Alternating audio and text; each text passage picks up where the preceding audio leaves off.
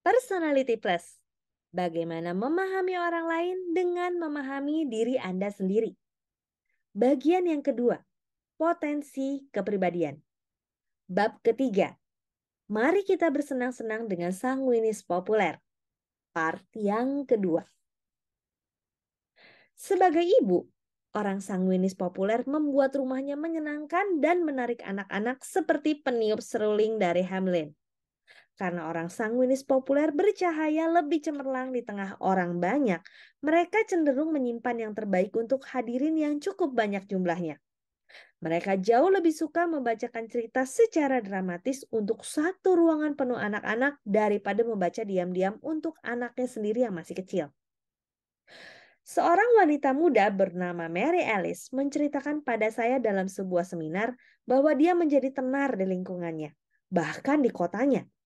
Ketika dia mendapatkan bahwa dengan uang $52 dia bisa membeli 400 buah balon dan sebuah tangki helium.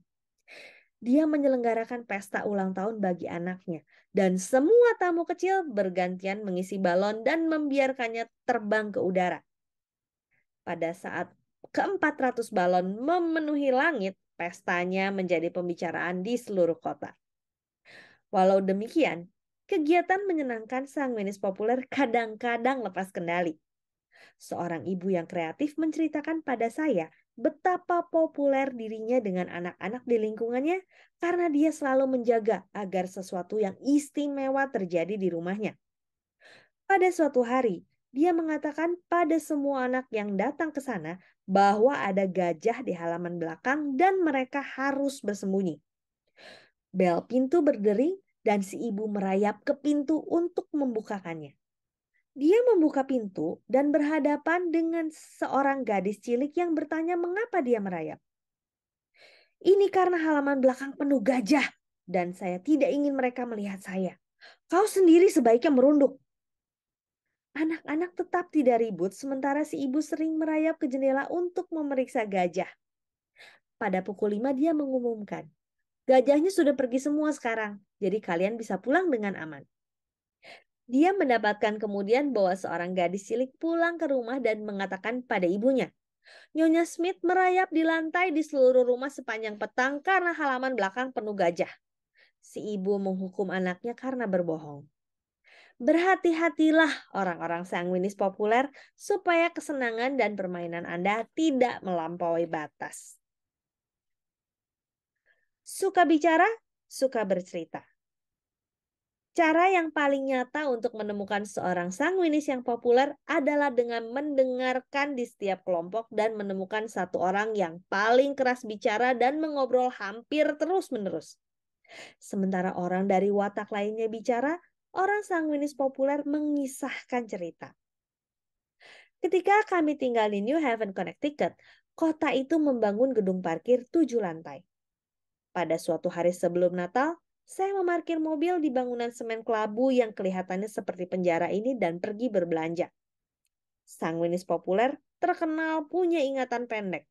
Selalu mendapat kesulitan dalam menemukan barang yang salah tempat, seperti mobil. Dan setelah saya keluar dari Macy's dan menghadapi benteng yang menyeramkan ini, saya tidak tahu di mana saya menaruh mobil saya. Satu hal baik tentang wanita sanguinis populer adalah bahwa dia mempunyai wajah tidak berdaya dan biasanya bisa menarik perhatian. Sesuai dengan watak sanguinis populer, saya berdiri memandangi gedung parkir 7 tingkat dan bertanya-tanya dalam hati di mana saya harus memulai. Seorang pria tampan berjalan lewat memperhatikan saya yang sedang kebingungan sambil memeluk barang-barang belanjaan dan bertanya, "Apa kesulitanmu?"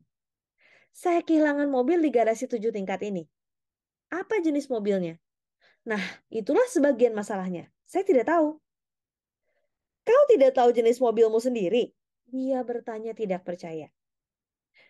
"Ya, kami punya dua, dan saya tidak tahu mana yang saya pakai hari ini." Dia berpikir sejenak, kemudian berkata, "Coba saya lihat kuncimu, mungkin saya bisa mengetahuinya." Itu bukan permintaan yang mudah, sebab saya harus menurunkan semua paket dan mengosongkan handbag saya di trotoar sebelum saya menemukan dua rangkaian kunci. Kali ini, seorang pria lainnya melihat saya berlutut dekat selokan dan bertanya, Ada apa di sini?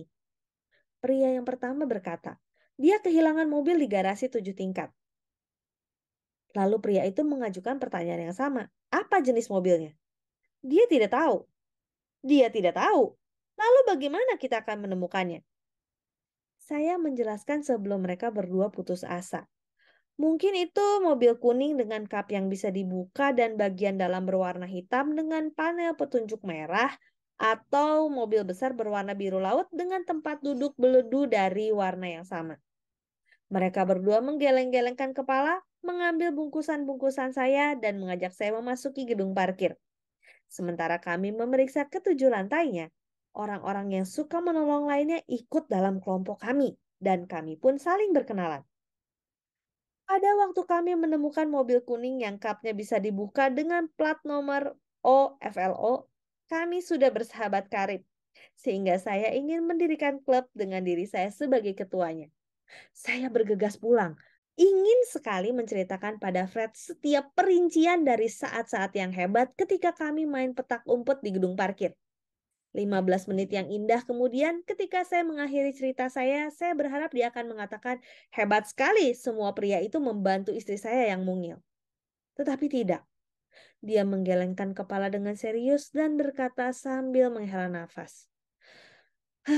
Aku malu sekali kawin dengan perempuan yang begitu tolol sampai kehilangan mobil di gedung parkir 7 tingkat. Saya segera memetik pelajaran untuk menyimpan cerita saya bagi mereka yang akan menghargai selera humor saya. Demikian Personality Plus bab ketiga bagian kedua. Saya Roswita Anggraini, sampai jumpa di bagian selanjutnya. Terima kasih.